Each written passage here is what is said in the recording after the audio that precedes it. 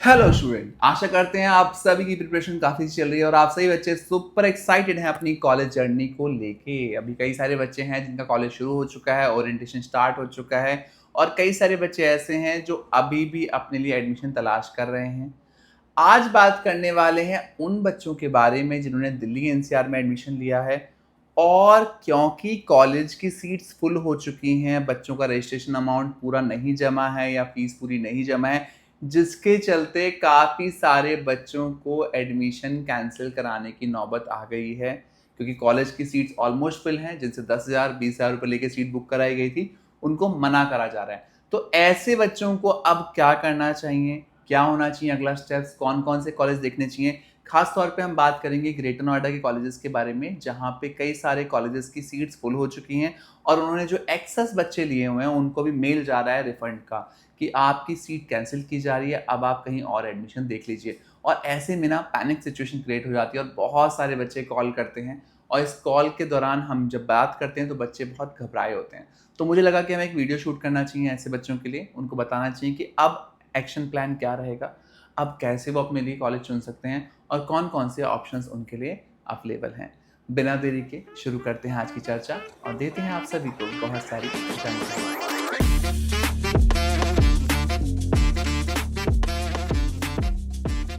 तो आज की वीडियो बहुत ही संवेदनशील मुद्दे पे होने वाली है। जिन बच्चों का एडमिशन हुआ है ग्रेटर नोएडा में, चाहे कोई भी कॉलेज है, चाहे जेल बजाज है, चाहे लॉयड है, चाहे मंगलमय है, और अब उन्हें खतरा सता रहा है उनकी सीट कैंसिल होने का क्योंकि कॉलेज ने एक्सेस बच्चे लिए हुए हैं। जिन बच्चों ने पैसा कम दिया हुआ है उनकी सीट कैंसिल हो रही है। तो उनके लिए क्या अगली स्ट्रेटजी रहेगी, इस पे है आज की चर्चा। और इस चर्चा में मेरे साथ स्टूडेंट काउंसिल को रिप्रेजेंट कर रही हैं शबनम, जो कि काफ़ी सारे सवालों के साथ आप सभी की मदद करेंगी ताकि ये सफ़र आगे बढ़ाने में आपको मदद मिल पाए। आइए शुरू करते हैं आज की चर्चा। सर पहले तो मतलब आज मेरा यही सवाल रहेगा कि बहुत सारे स्टूडेंट्स ऐसे होते हैं जो मतलब for what ever reason session के एंड में आके डिसाइड करते हैं कि उनको करना है कोर्स, ये MBA या PGDM। राइट।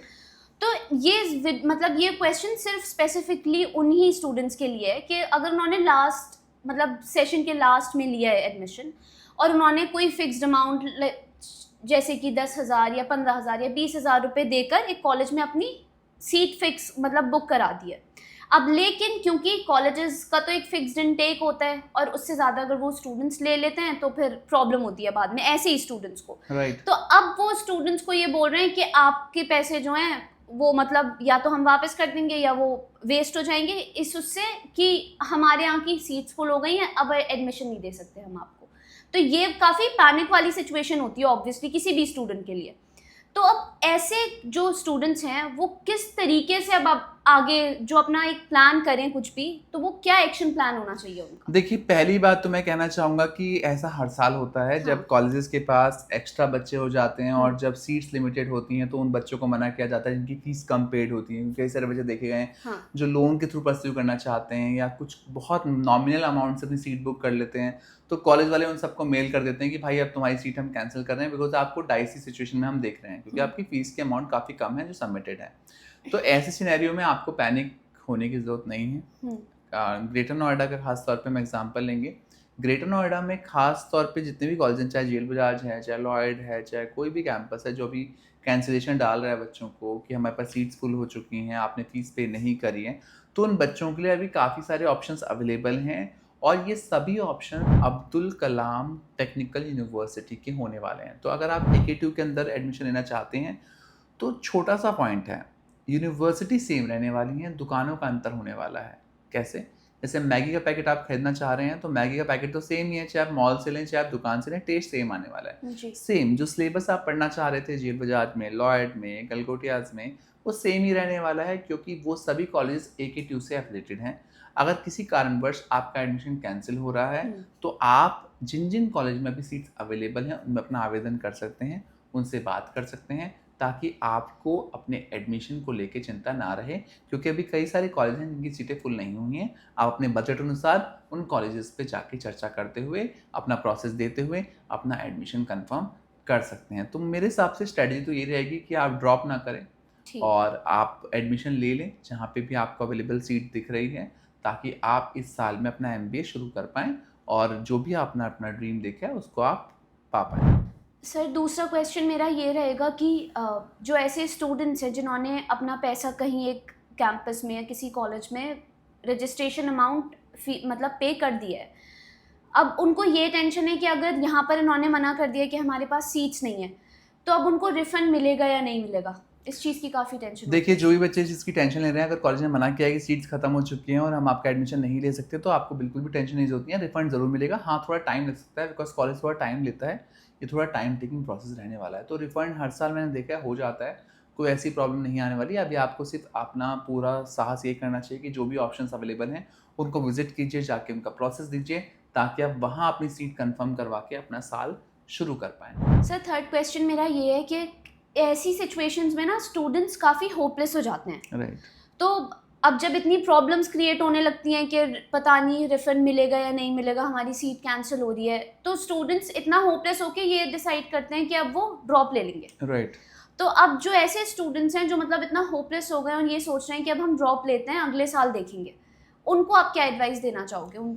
देखिए, ड्रॉप लेना तो कोई विकल्प नहीं है। हम्म। हाँ, अगर आपके हाथ में कोई जॉब की अपॉर्चुनिटीज़ हैं या फिर कुछ आपके पास कोई बहुत ही बड़ा रीज़न है कि आप ड्रॉप लें, तभी आप ड्रॉप लेने का सोचें। अदरवाइज़ जितना आप लेट करेंगे उतना आपके लिए दिक्कतें आएँगी। अगले साल शायद से आपके पास वो ऑप्शंस ना रहें, जो ऑप्शंस आप इस साल देख रहे थे, और आपके पास जो जॉब का विकल्प रहेगा या फिर आपको सेटल होने का विकल्प रहेगा, वो थोड़ा-सा डिफ़िकल्ट हो जाएगा। तो मेरे हिसाब से आपको ड्रॉप लेना प्लान नहीं करना चाहिए, बट हाँ, अंतिम मर्जी आप ही की है। आपको सारे पैरामीटर्स पे देखना चाहिए। हमने ड्रॉप लेने पे भी एक वीडियो बनाई हुई है, मैंने और शबनूर ने, इसमें हमने प्रॉपर डिस्कशन किया है ड्रॉप आप किन सूरतों में ले सकते हैं और उसके हिसाब से आपको ड्रॉप लेना चाहिए। सर जो ये कॉलेजेस हैं, मतलब काफ़ी सारे स्टूडेंट्स, क्योंकि हमारी बात होती है तो हमें ये पता लगा है स्टूडेंट्स से बात करके कि जहाँ पर उन्होंने MBA के लिए फ़ीस सबमिट की थी और अब उन्हें ये बोल रहे हैं कि या तो आप एडमिशन अपना कैंसिल कराओ क्योंकि हमारे पास सीट्स नहीं है, या हमारे पास PGDM में सीट्स हैं तो आप उसमें एनरोल करा लो। तो अगर किसी स्टूडेंट के पास इतना बजट है कि वो ये कर सकता है, तो कितना सही रहेगा उसके लिए MBA से PGDM में स्विच करना? देखिए, PGDM एनी टाइम MBA से बेटर कोर्स रहता है और ज़्यादा आपके लिए प्रैक्टिकल एक्सपोजर रहता है, तो कोर्स तो आपको अच्छा मिलने वाला है। बट यहाँ पे सिर्फ और सिर्फ एक ही पैरामीटर है, अगर आपका फाइनेंशियल बजट आपको अलाउ नहीं करता तो आपको नहीं करना चाहिए, बिकॉज आपको स्ट्रेस काफ़ी हो सकता है क्योंकि फीस ज़्यादा होती है। जहाँ MBA आप 3 लाख में कंप्लीट करते हैं, वहीं पे इन कॉलेज में PGDM की फीस 7 लाख, 8 लाख, 8.5 लाख ऐसे जाती है। तो उन सूरतों में आपको अगर स्ट्रेस हो रहा है बहुत ज़्यादा, तो मेरे हिसाब से आपको विकल्प नहीं लेना चाहिए। बाकी अगर आप अरेंजमेंट कर सकते हैं, परिवार वाले आपको कह रहे हैं, तो उस केस में PGDM बहुत अच्छा विकल्प है, क्योंकि PGDM आपको कम्प्लीटली तैयार करता है इंडस्ट्री के अनुसार। तो आपके लिए जॉब रेडी कोर्स है और आपको ये मार्केट के लिए जॉब रेडी बनाता है। और सर एक ये भी सिचुएशन है स्टूडेंट्स के ऊपर कि काफ़ी सारे कॉलेजेस हैं, काफ़ी सारे कैंपस हैं जो ये बोल रहे हैं स्टूडेंट्स को कि आप 10 to 15 डेज़ का वेट करो, उसके बाद वील रिवर्ट बैक कि मतलब आपका एडमिशन हुआ है या नहीं हुआ है। अब ऐसी सिचुएशन में ये होता है कि एक तो ऑलरेडी लास्ट चल रहा है सेशन का, और अगर 10-15 दिन बाद कॉलेज ने ये कह दिया कि अब तुम्हारा एडमिशन मतलब हम तो सीट कैंसिल करना है, हमारे पास सीट नहीं है, उसके बाद स्टूडेंट्स क्या करेंगे? तो इस वाली सिचुएशन में क्या करे एक स्टूडेंट?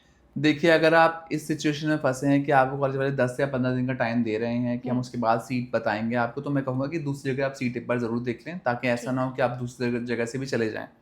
और 15 दिन की बात है, देखिए आप वेट कर सकते हैं। आपने एक जगह सीट रिजर्व कर ली है, फीस पूरी तरह से रिफंडेबल होती है जब तक कॉलेज स्टार्ट नहीं हो रहा है, तो कोई टेंशन वाली बात नहीं है। उस सूरत में आप अपने लिए सीट रिजर्व करके फिर यहाँ पे वेट कर सकते हैं। बाकी शिक्षा नर्ड भी आपके लिए हमेशा रहता है अवेलेबल। अगर आप भी इसी सिचुएशन में फंसे हुए हैं तो आप हमें भी कांटेक्ट कर सकते हैं, हमारी टीम से भी कांटेक्ट कर सकते हैं, और हमसे जुड़ के आप बातें क्लियर करते हुए अपने इस सफ़र को आगे जारी रख सकते हैं। आज की चर्चा थी उन सभी बच्चों के लिए जिनका किसी कारण से एडमिशन कैंसिल हो रहा है और 2025 में उन्हें आगे बढ़ने में दिक्कत हो रही है। आशा करते हैं आज की वीडियो के माध्यम से हम आपके बहुत सारे डाउट क्लियर कर पाए हैं।